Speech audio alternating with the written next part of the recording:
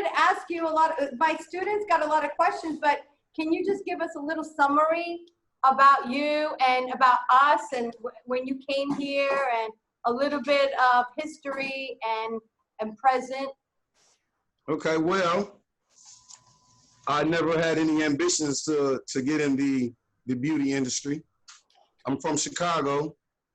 I always grew up doing music. That was always my passion, was doing music. So early on, as a teenager, I got lucky. I got a big record deal and was able to get out and put out albums and become somewhat successful in music. Times started to change. I started having more kids. I was down there in Daytona, and I had a son on the way. So I would go out and I would go to all the temp services, trying to find jobs. I worked out there at the Hawaiian Tropics factory for $7 an hour. And one day I was just sitting there like, you know, I have a street background. I always, you know, did bad things, sold drugs, the whole nine. And I'm like, I made more money doing that kind of stuff than trying to do it the legit way. And something just dawned on me one day. I'm taking a ride, trying to figure out what I need to do. I rode past Daytona College and I saw Naomi standing outside. Uh-huh. I was interested. I pulled in. Before that, I met a barber. If I'm not mistaken, he's been to your classroom, Q. Q, yeah, Q. Yeah. On my jobs, I was a maintenance man, and I was taking care of Q's grandmother.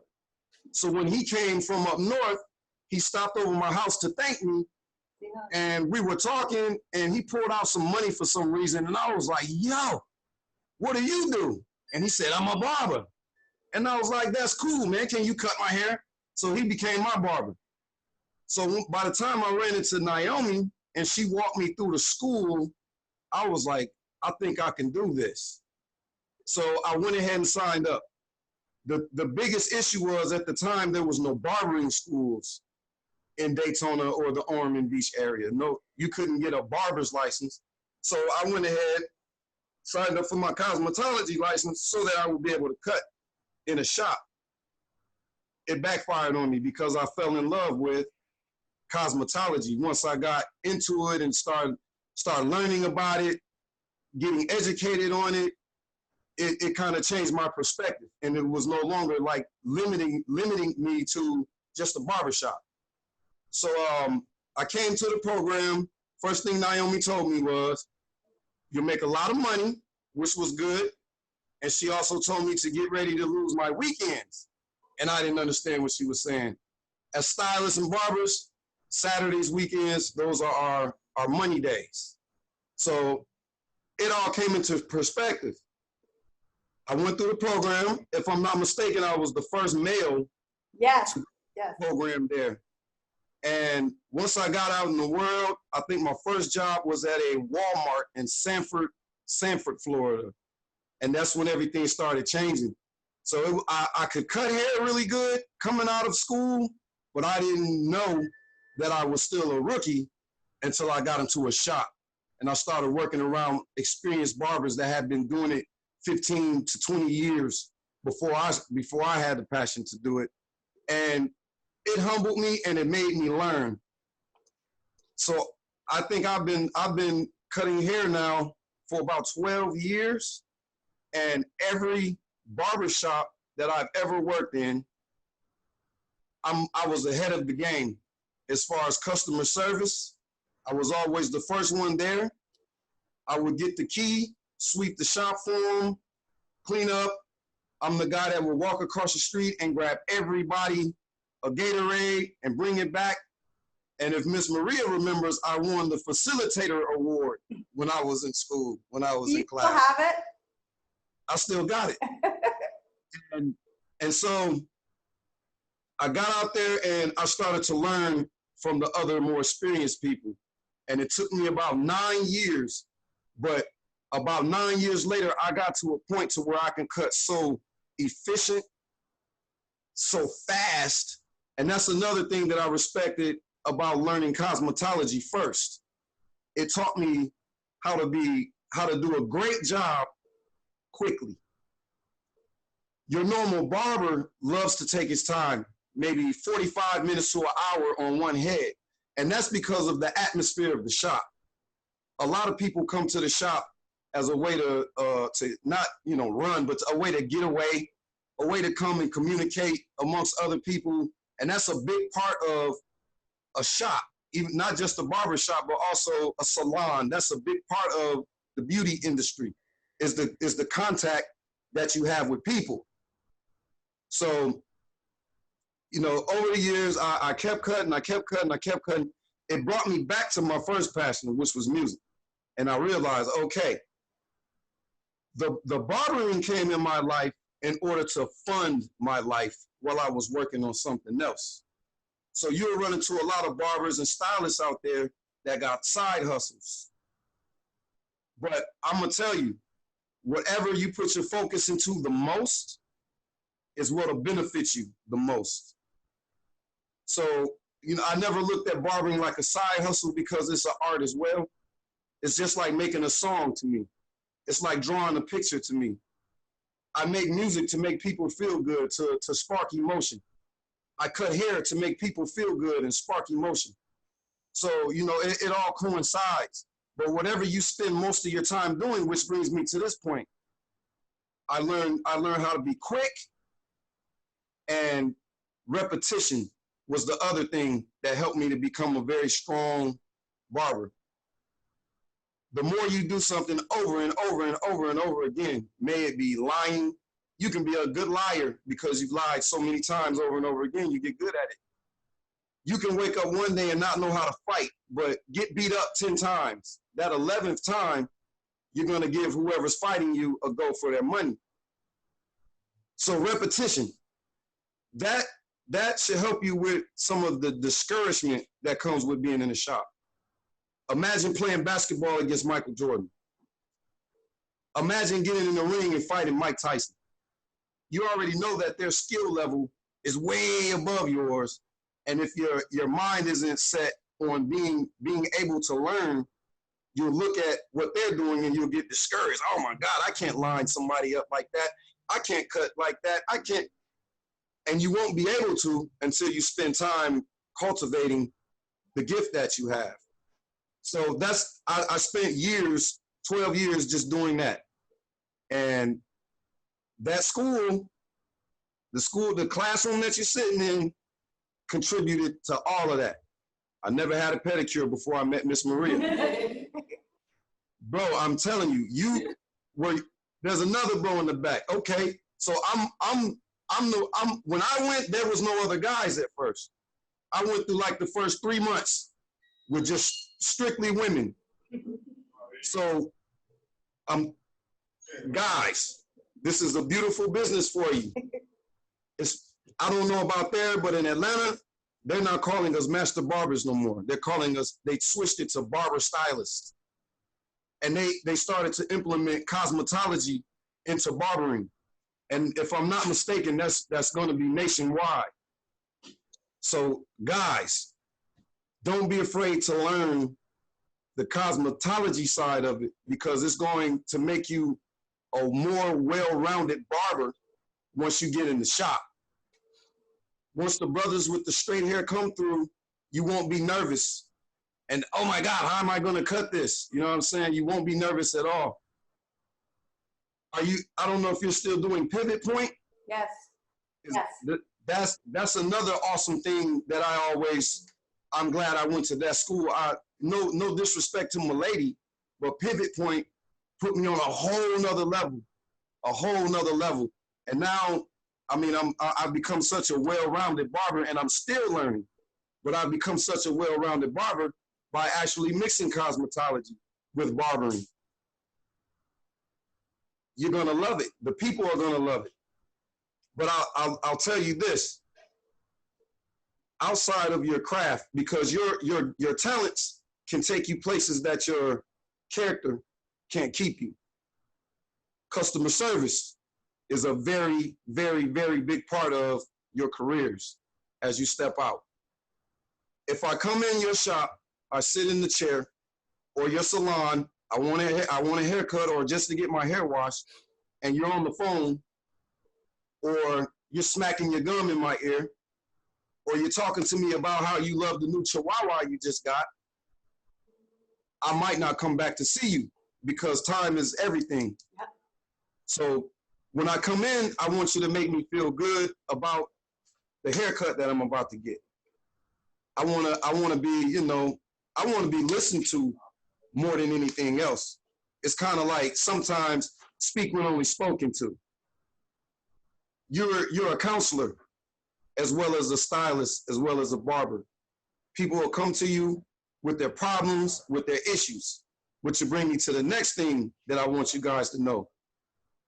I'm sure that Miss Maria has been drilling it in you this whole time, but there's two things that you want to keep outside of your workplace, outside of the salon: religion and politics. Amen. Woo!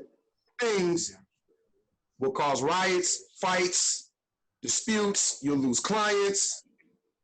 You know, those two things keep outside of the shop. If people want to talk to you about them, do it on a personal level. You know, but you want to keep those two things out of the way. And another thing is management, money management. You have to prepare for tomorrow in this business. You're your own boss. You're an entrepreneur. So nobody's going to help you when things get bad. You have to be able to put away for what's going to come. And in this industry, you have spurts. Christmas, it's going to boom. New Year's, it'll boom. And then after January, it'll get slow for 2 months. And you'll be like, oh my God, what's going on? What's going on? But that's just how it works. It'll come back around, but you have to be prepared, because one thing, when you get in these salons and these shops, one thing that they don't play about is booth rent. They want that money. You know what I'm saying? If you plan on opening your own shop, you want your money, because the bills have to get paid, and there will be no excuses when it comes to that booth rent. So you'll have to be a good money manager. Customer service, money management, keep the politics and the religion out. Stay open to learn. And I chose to come to the shop that I work at today for a reason. I work around some of the most talented brothers in Atlanta. One brother in particular, he has stepped out into what they call units. They're doing units now. You taught us they were toupees, but they've taken the toupee to a whole nother level. Whoa. And they actually have them, and they look really nice, even for African Americans now. Yeah. So the owner of our shop ventured off into that. He's gotten so busy to where he doesn't even cut hair like he used to. So the point is, whatever specialty you have, focus your strength in your specialty. If it's color, focus on your strengths. You can always get stronger with the other things, but whatever you're strongest at is going to be your major contribution to the business. Focus on that. If it's nails, focus on it. If it's cutting hair, focus on it. Styling it, whatever it is. Get your niche, get very strong in that, and then grow as you go. Don't get discouraged. This is actually kind of like a brother and sisterhood. You'll meet stylists from all over the first time I went to the premiere show, Oh. I didn't want to do nothing else for the next 20 years. It blew my mind seeing all of those people doing what I wanted to do. And I'm like, wow, look at this. This is awesome. So educate yourself. Go with the flow. COVID-19 has tore us up. So you already know that things are going to change the way we do business. There's an old wise tale about a man named Old John Henry. He was the steel driving man. They came through with new technology. He wanted to tear the railroad with just a hammer. I'm gonna tell you like this, Miss Maria, do you remember when I joined, I went out and bought every single pair of clippers You were that the crazy. store had. I had every single one. And you were in your corner, everything lined up. Nobody could go near you in your corner. And you and Sarah, yep. Yep. Yep. So it's good to invest in yourself, but I'm gonna tell you, find out what equipment works for you. Yeah, true. It's like old John Henry. It's like Picasso. If you draw with pencils, draw with a pencil. If you draw with crayons, draw with crayons. And remember, different types of equipment, they do different things. Just like you're learning about shampoo. Different shampoos do different things to your hair. Clippers are the same thing. Different tools do different things to the hair, to the different types of hair. I almost want to jump up with those little things like Miss Maria and like, what are the 3 different types of hair? Round, semi, you know what I'm saying? But when you learn that, some things work better on straight texture than elliptical. Elliptical. Right. Than elliptical texture. So you know, be conscious of that. You don't have to go out and spend $1,000 on equipment. Master what you got first. True. And then grow. You know what I'm saying? Technology has changed. I'm using a site called Booksy to book all of my appointments. I got to a point where I really don't like to do walk-ins, but in the beginning, you're gonna have to hit the ground running, and you're gonna have to meet people, and you're gonna have to build your clientele from walk-ins and getting out and just straight up meeting people face to face. I have about 570 clients on an app called Booksy. Every Sunday I get up, I can decide what hours I want to work for the week, send that message out, and they do the rest for you. All I have to do is show up and do what I got to do. Wow. That didn't exist when I graduated from there. That wasn't around. Nope. So I had to adapt to what was going on. You know what I'm saying? Another thing that's happening in the industry out here, a lot of people are going cordless with their equipment. A lot of people, because on the go now is almost better than being stuck in one place. With COVID, I had a lot of clients, even when they open back up, they still don't want to come to the shop. So it's easier for me if I don't got a bunch of cords hanging off. I can just pack up, go do what I got to do, charge them up, come back. So you do want to bend and adjust with technology, but at the same time, don't get caught up in technology. Get more caught up in developing yourself as a stylist, barber, and as an entrepreneur. It's like any other business, the music business. 10% music, 90% business. The hair business, the beauty business, 10% business, 10%, you know what I'm trying to say. Same thing. But just stay focused, stay grounded, stay rooted. This is the beginning of your career. This is like the bow and arrow. You're the arrow. Daytona College is the bow. And when they shoot you out there, if you stick with the program, I love Pivot Point. You stick with the program, you'll be 50% ahead of people that just took the normal route and went the normal way to get their licenses. You're actually getting more. I learned so much about, from oils to pedicures and manicure. I'm still up. I'm gonna put this out there for you fellas, man. Can I tell them the story about how you broke that thing off of me? Yeah. I came in there and I was very homophobic. I'm gonna keep it real with you. Very. Miss Maria, Miss Nicole, they would all tell me, in this industry, you can't be that way. You have to respect everybody. You can't be that way. And I'm like, no, man, I just can't imagine me. One day, this lady comes in with the long hair, and Miss Maria and Nicole decide to put the lady on me. So I had her in the shampoo bowl, and that's another thing. The massage leader there came Chris. and taught me individually. Yeah, he's still here, Mr. Chris, yeah. Mr. Chris, he actually came and taught me about shampoo, about massage manipulations in the shampoo bowl, which took me to another level also. But I'm washing this lady's hair, and I'm doing what Miss Maria told me. Always be sweet and always make them feel good.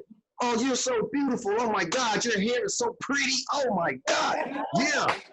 So I get in to do the manicure and the pedicure, and she picks her color that she wants. I go to get it, and what was her name? The little short one. We used to call her Booty. The little. Oh, Susan? She comes in and she says, bro, I can't let you go out like that. And I'm like, what you talking about? And she was like, did you see the feet on that lady? And I was like, no, I never noticed. I never noticed. And she looked at me and she wanted to just say it, but she wouldn't. And she was like, Tone, look at the neck. So I'm like, okay, whatever. I go back in, sit down, I'm getting ready to do her feet. And I'm like, wait a minute. These are huge. And I look up, and I'm like, wait a minute. She got one of them. Wait. And so I paused for a minute, and I went back in the laundry room back there for a second, and it was like, this is a guy. And I'm like, wow, I gotta finish the service. I wonder if Miss Maria and Miss Nicole knew that this was a guy when they did this, right? I mean, a beautiful guy though. No, I couldn't tell. I could not tell. So anyway, I finished the service. I felt a little funny at first, but then after that, anytime a brother like that would come in, I accepted who he was. You know what I'm saying? I had to learn to accept who he was, make it about the money and being a good person, and overlooking some things, even past my own beliefs about things. And that's pretty hard, bro. We had a guy coming here one day. He just slid in the shop one day. He was like, I'm looking for Victor May. The whole shop froze and just went whoop. And it was like, wow, this is happening. Yeah. So brothers, like, if you have any of that in you, man, you'll have to deal with it before you get out here in this world, man, because I'm in Atlanta. You know what I'm saying? So I can't afford to be that way. I'm in the A, So you'll have to. So boom. After that, the sedative that they gave me was they brought this guy in. His name was the hair doctor. Oh, you're gonna? He's a straight stylist. He came in. He had a red Corvette and was like straight up. Even if you don't know how to do women's hair as good as a woman does, most women want a man doing their hair. You're gonna make a lot of money. And I'm like, okay. And he was like, look at these keys. I made this doing hair. I'm like, wow. You know what I'm saying? So kudos to the school on that too. The owner, Naomi, the teachers, everybody that helped, because I'm coming from Chicago. I'm coming from the streets. And I had to be reprogrammed and regroomed to become what I am now. And that school is like 70% of that reprogramming. And that school is one of the major reasons, God, of course, but that school is one of the major reasons that I'm as successful as I am and have been in the industry. You know what I'm saying? I'm still doing everything, all my passions. I'm actually into film now. I'm still shooting film. I do a lot of photography, a lot of stuff. But I'll always, even when I'm done cutting, I'll have a chair at the house for when my friends want to come over and just hang out and they need a haircut. Just be about it. Be about your customer service. Be about being able to learn.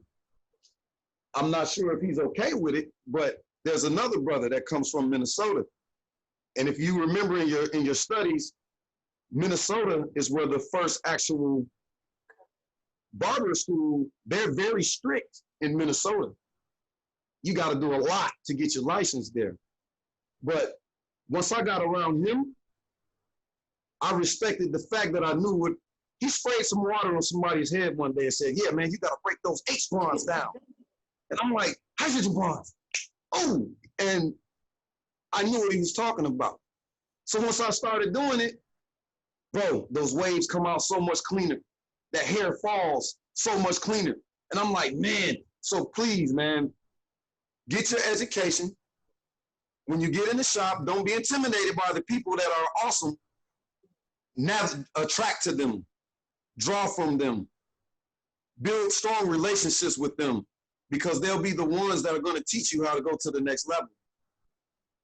So, you know, stay in a place to where you want to learn, where you're teachable. You have to stay teachable because things change. You know what I'm saying? They might go back to Jerry curls on us one day. That's a thio. That's a thioglycolate. They go back to those, and you didn't learn that. You'll miss a wave of getting some good money. I wish that I would have learned how to do the toupees, because now that this new wave is here with these units, I could be making $300-400 in one client versus cutting 5 to make, you know. So it's like, just stay open. And if you have any questions, I'm open for them. 10 o'clock, They got questions, all right. So, all right. what? All right, here. Why don't we do this? Come here with your questions. Courtney. Yeah. Sit here, and then everybody can take turns. Yeah. There you go. What's up, Courtney? This is Courtney. Say hi. Oh, you got so loud, Courtney. Can you hear me? Okay. Courtney, you have to talk like me. Hello. Okay. New York. When you first got done with school, how did you get your name out? Like, what was the way that you started promoting yourself when you didn't have any clients? Okay. So when I first got my license, I ended up in Sanford, Florida. I didn't know one person. I actually knew one person in the whole town. I moved out there with a buddy of mine. So what I did was I went to Walmart and I got a job at the Smart Styles salon inside Walmart. The reason I did that was because I understand that everybody comes through Walmart. So what Walmart does is they give you full reign around the whole store with their business cards. You can walk around the whole store and solicit clients to come to their salon. So what I would do is I would walk around, give their cards out, and then when I saw someone that I believe would come to me as their barber, I would give them my card. And I was like, I just moved here to Sanford. Within the next month or two, I'll be in a barber shop. Here's my number. Some of them started coming to see me at Walmart. And the price was like $30 a haircut. And at the time, you go to the barber shop for $15. So it was, you know, it was a matter of time. So I worked there for about 2 months. And then I went over to a barber shop, told them that I had a clientele already. And when I showed him my business card, he was blown away. Like, man, you the first barber that ever gave me a real business card. Like, wow, you real serious about your craft. Yeah. So I got in there and then started to build.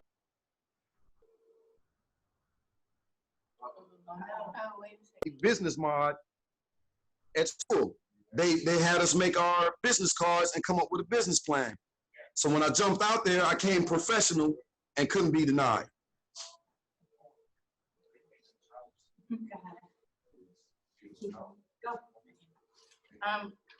How long did you work at Walmart before you got comfortable, like, with your living? I'm not comfortable with my living now.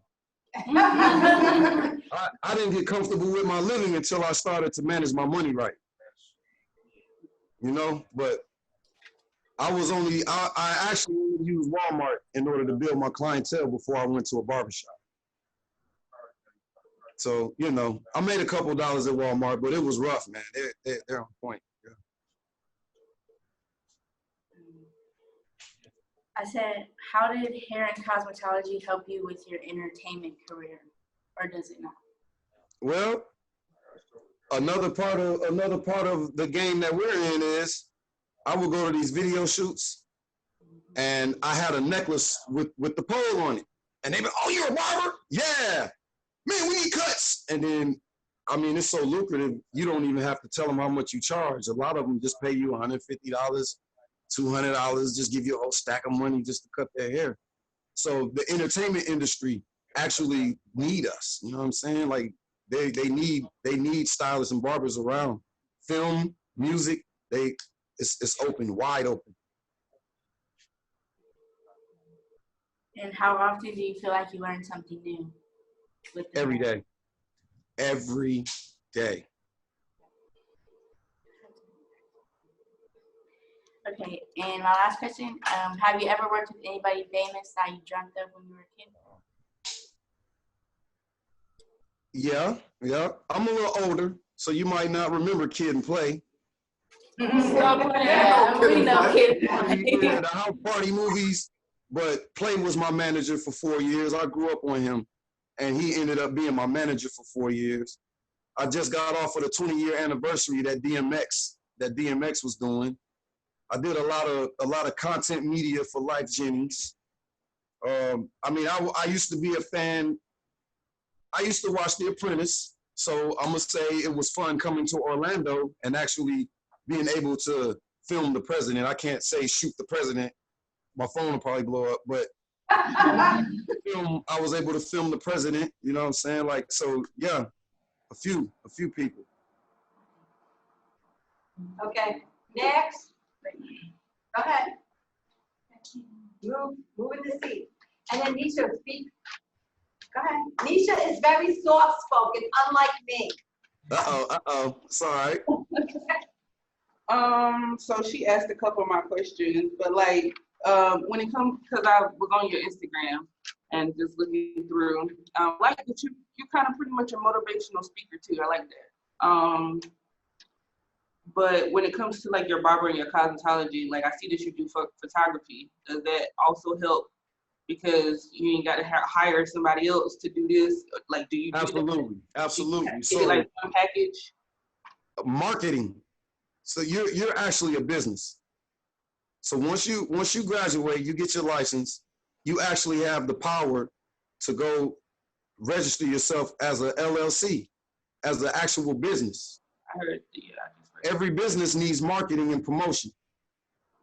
So the cameras, I actually started doing that there. My project was a video. I think I was the only one to do a video presentation. So I learned how to edit on a Mac and just took off from there. But if you look on there, you see I got the ring light. I put the light on the client and I take a fancy picture. Because when you come to it, I want you to feel like that's how you're going to be treated. So it's marketing.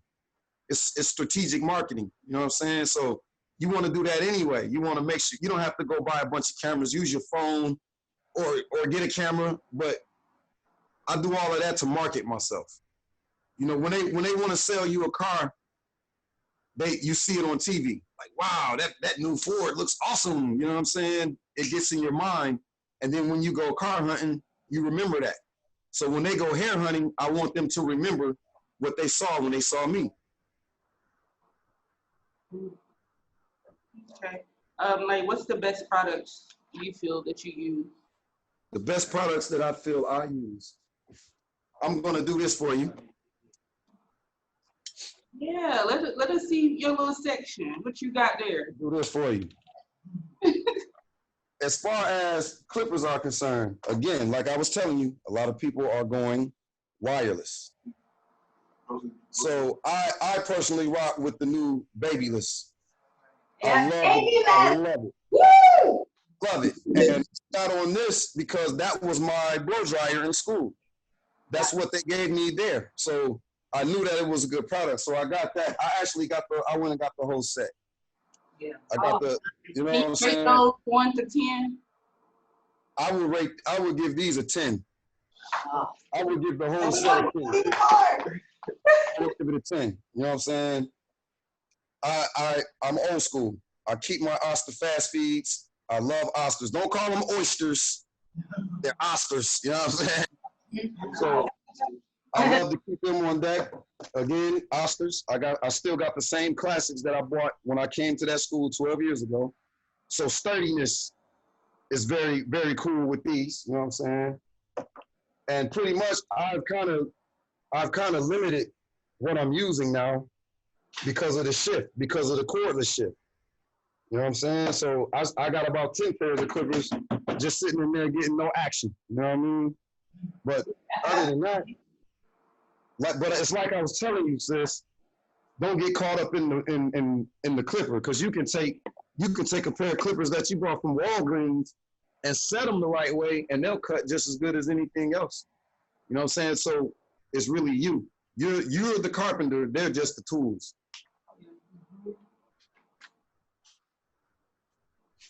Any other? What was your biggest struggle, like, with trying to get everything that you do in life to coincide with each other? Fighting against myself. Fighting against my own mind. Fighting against my own passion, my own heart. Sometimes you doubt yourself, man.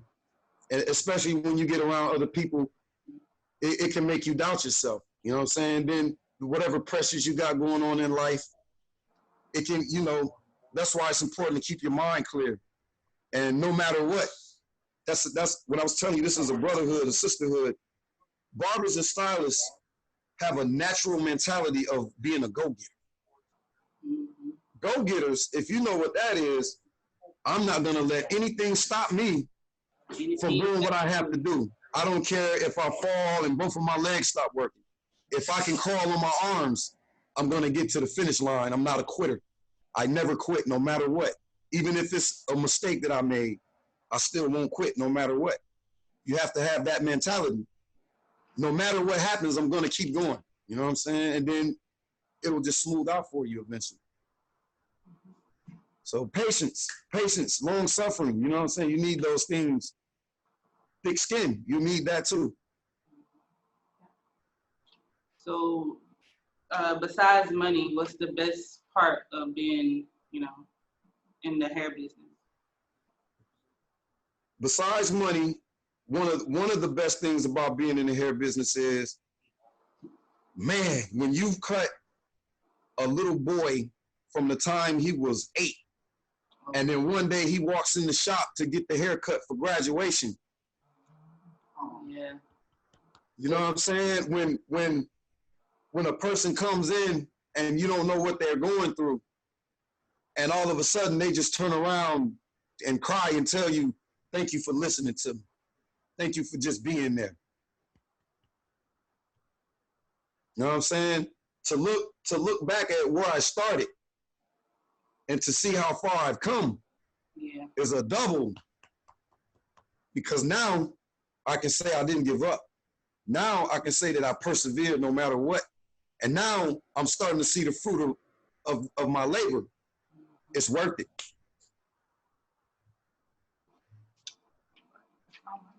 I'm gonna have to get out and do about 50 push-ups, man. You about to jerk some tears out my eyes. I'm gonna have to, you know what I'm saying? I'm in the shop. I can't do that. What's going on, man? You passionate What's good, brother? Good morning. So, where do you find time to juggle your shop, music, and photography?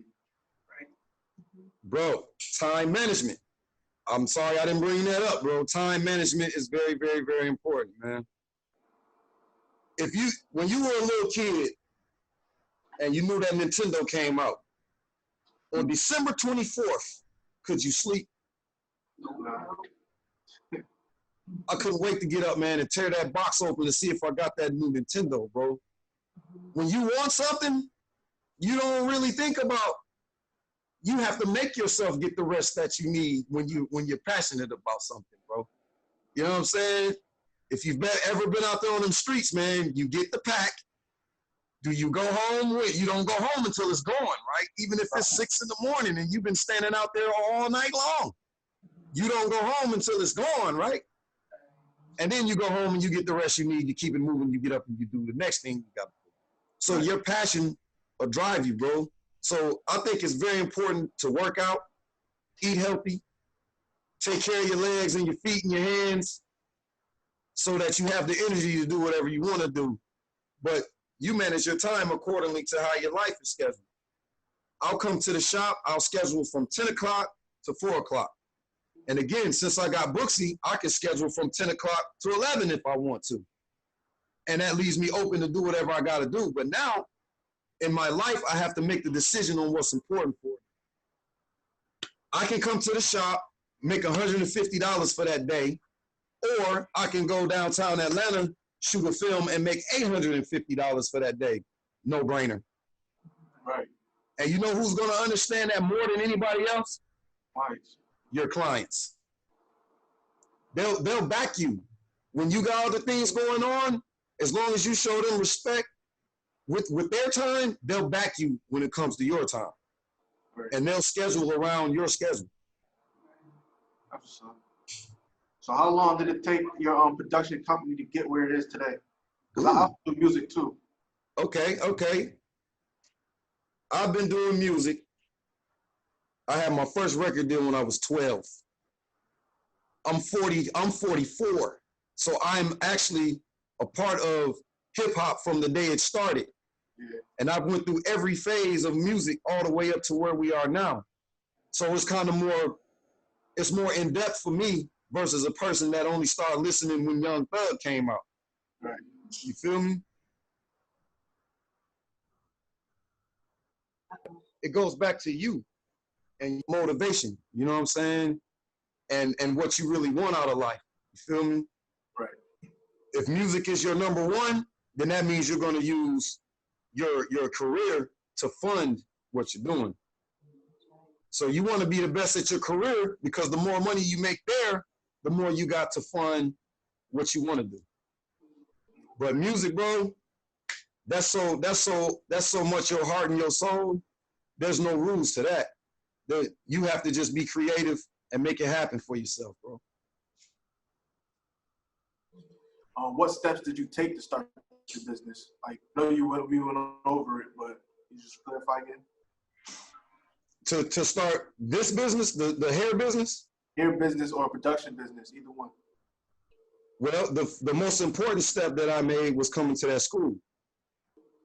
And once I got there, I learned everything that I needed to do once I got out of there. Okay. You know, same with the music. The biggest step that I made, I got into it because I was selling drugs. A Q-Dog rolled up on me at the park and said, "I heard you can rap." I said, "Yes." He said, "I'll take you to the studio right now and I'll buy every piece of drugs you got on you if you come with me to the studio." And he did that, and he took it and poured it out and he stomped on it. He put me in that drop top 5.0, took me to his basement, and I never looked back on the music since that day.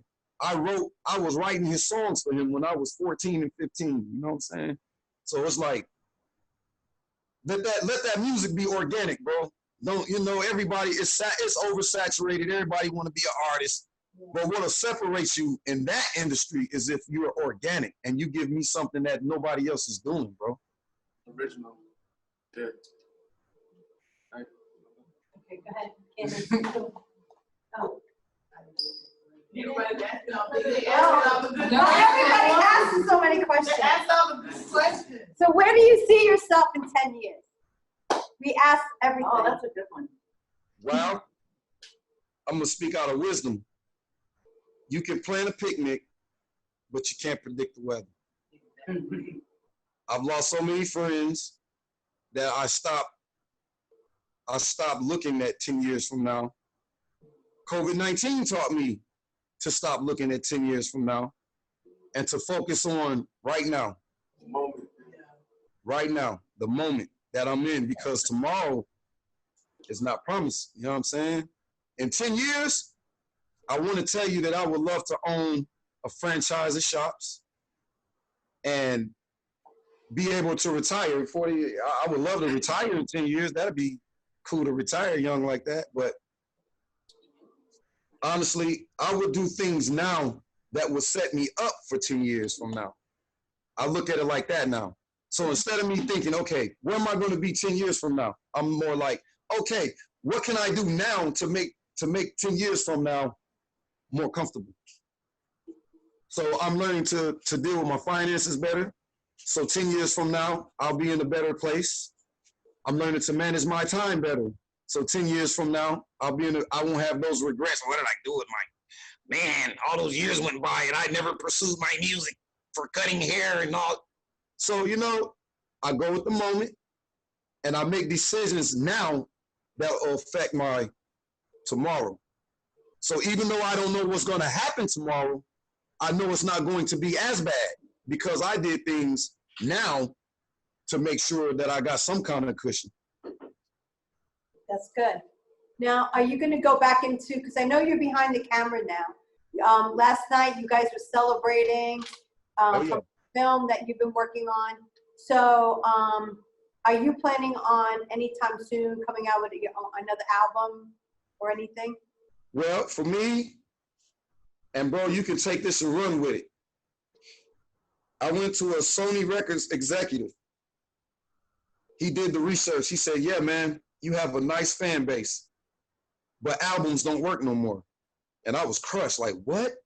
And he was like, bro, film is where it's going to. So what you need to do is you need to shoot a film, a low budget, independent film, score it with your music, and let your music stream on the film. Nowadays, people want to see this. They want to see it. They want to see you doing. They want visuals. So what I'm working on now is I'll shoot films and then I'll take my music and score the film with my music. Oh, good. So if the film does well, you still make money on the back end with publishing because you make money with your song streaming. So imagine you put a movie out, it does well, and you get all the streaming money from that movie. So you just have to come up with creative ways to stream your music nowadays versus albums. They don't do albums no more. The average lifespan of an artist is 2 weeks now. You know what I'm saying? Like, so if you want to make an impact, go get into film. That's because it's taking over everything, man. And now you're talking about, I know that you're talking about short movies, or you're talking about like music videos. Because I mean, back in the day, music videos were everything. And now they stopped that. Music videos don't even matter no more. Like when rappers in Atlanta call me, unless it's like T.I., you know what I'm saying?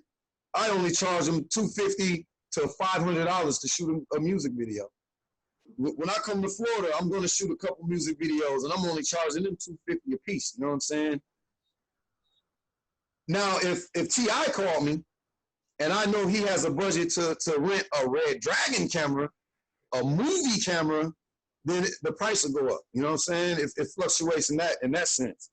But I can shoot a short film on a regular little camera, score it, throw it on YouTube for free, and the whole time it's playing, my music is spinning because I own the rights to the music. You know? But I'm starting off. Yeah, because Luca was with Seagate. Is that Seagate or the one in California, Santa Monica? Which publishing company you're with? I have my own publishing company. No, but what? How do you get ownership of your music? Every time I write a song, I copyright that song. Uh-huh. If I write a song with you, I'm going to copyright it and I'm going to do what's called a split sheet with you. So if there's 100% ownership and I did the beat and you did the lyrics, you'll get 50% ownership and I'll get 50% ownership. But when I release it or when I publish it, it will be published through my publishing company. Oh, okay. So you have that on your own now. Yeah. So what record companies do is they come in and they sign a deal with you for your publishing. Mm-hmm. So your record contract says, I agree to give Sony Records 50% of my publishing. If you're uneducated on what publishing is, that's the meat and butter of the music industry. I know, that's right. That's what I'm saying. So you sold away. That's what it means to sell your soul. Your soul is your music, and you sell it to a person for $1 million. They turn around and make 10 million off of it. All you saw was the million. You sold your soul. Yeah. So that's good. So when are you coming? Because I know you're coming here soon. Next week. Next week, I'll be turning another age. I'll be turning 24. 26. So I'll be there between the 16th and the 26th, somewhere in between there. Yeah. So and you know where you're going, right? To Ormond Beach to see who? Miss Maria, you already know. In the Yes, class, of man, course, I want to me see and everybody, man. everybody. I want to get a massage, all of that. I might just come and chill the whole day, man. Sit down and eat lunch. Yeah, yeah, On that little hot everybody. mint. Well, this is what we all wanted. And listen, I love you, you know it, and I want you to stay in contact with us. Anything Yeah. that's going on, when you come in town, you are coming here, so you have no choice. Yeah. Call me ahead of time. There is no choice. You know I'll come and get you, and you know I will find you. Okay. I'm right there in Port Orange. So you have no qualms about that. But we really appreciate your time and everyone here, right? Seeing that you're one of us and your stories, I feel that means a lot. Oh wait, here, come here. Get up, you can sit back there. Okay, all right, hold on. Nisha has a question. All right. So you say you use Booksy. Yeah. I use Booksy too, and Okay. my clientele just off Booksy has doubled. Like, have you seen that too? Wait a Oh minute. yeah. See, She's working in the kitchen. Hedra's in the kitchen. You shouldn't be saying that on live. No license. You can sit here and say, everything ain't for everybody. But yes, sis. she's booked on planning her business. Right. So sis, when you get your license and you out there and you making money, Booksy actually sends clients to you. Mm-hmm. I get 3-4 a week. Like, yeah, people are flocking to you. You know what I'm saying? So yeah, it's a good company, man. They work with you a lot. Really good. Yeah, And like, look, I wanna do this for y'all. Before I go, I wanna do this for you guys. And then also I want you to also when you come here, you could give us some technology media updates. Oh yeah, yeah, yeah. They can But look, roll it. I want you guys to experience something that I experienced. Miss Maria, you are an awesome teacher in school. And without you, I wouldn't be where I'm at. And I say the same about a lot of barbers. Like Q, if it wasn't for Q, this is rotisserie. This is the rotisserie. I wouldn't be who I am. And don't Q look exactly like Hancock, or am I tripping, man? Oh my gosh, he Yes, does. oh my God, yes. You know what? I've been telling you. Wow. I'm like, listen, Antonius, when you come, me and you got to walk in the shop together. He will Okay, die. yeah. He'll be like, whoa, oh my God. No, Right, but look, I want to introduce y'all to somebody. And this brother, I respect him because he went through the Minnesota barbering program. And it's off the chain. It's hard. And he keeps me grounded and rooted as far as being a young barber and staying open to learn. He taught me a lot about shop etiquette, about barbershop etiquette, and how it's important to conduct yourself a certain way even outside the doors, because people in the community associate you all as one. So if I do something out there, they're not going to say, oh man, Tony, man, they're going to say, oh, those barbers I trust. And he's been an inspiration, man. And he's a triple OG in the barbering business. And I wanted him just to give you guys a couple words like he does me. And I think it'll bless you, man. This is Mr. G right here, y'all. Hey, how y'all doing? Hey, How's it going? he's working too. Oh, we like it. How's it going? Going good. Good. I hear the conversation going on. It's good. This guy's good right here. It's a good guy. It's a good brother. He's giving you guys a lot of good advice. There's nothing really too much more I can say, but he said pretty much everything. But the thing that I live by, because when I deal with clients on a regular, what I say is I don't build clientele, I build relationships. Oh, yeah. Because I see them so much, you learn from them. They tell you about their family, you share about yours. You kind of connect. So that's what I say. I build relationships, not clientele. Continue just to be consistent in your craft and be on time, and people will love that. No matter what, you don't have to be the best barber, but if you're consistent, they'll love you. They'll keep coming back to you. They really will. Stay faithful to the game, and like I said, if you also if you're not really good with people, you're gonna struggle because you deal with a lot of different personalities that come in the door. And you gotta learn how to be creative and diffusing a lot of stuff that you might be hit with.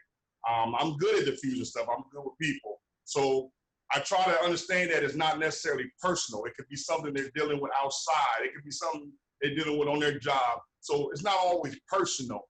You might have got a person who got a bad haircut somewhere and they're like real finicky, like, hey, do my hair like this and don't do this. And then, you know, you're like, after a while, you might be like, hey, he kind of like little being anal about it, but he's not really being anal. He's just that he's had bad experience. So just little things like that. Like I said, there's not a whole lot I can say. I listened to this conversation. He's giving you guys a whole lot of good information. Just always conduct yourself as professionals. We work as professionals. We are excellent at what we do. We're the hub, center point of the community. People come and they share stuff with you, and it's just a lot of things that a barber can contribute to the community. And when you conduct yourself like that, you'll go a long way in this business. I've been doing it, 30-some years. I've cut so many different people. I love the people I meet.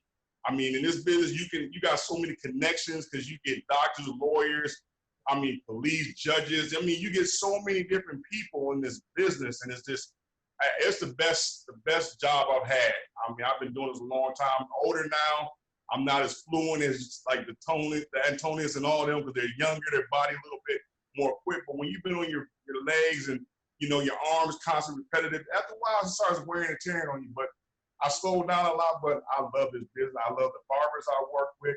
You got a lot of fun personality people you work with. It's a fun atmosphere is what you make it.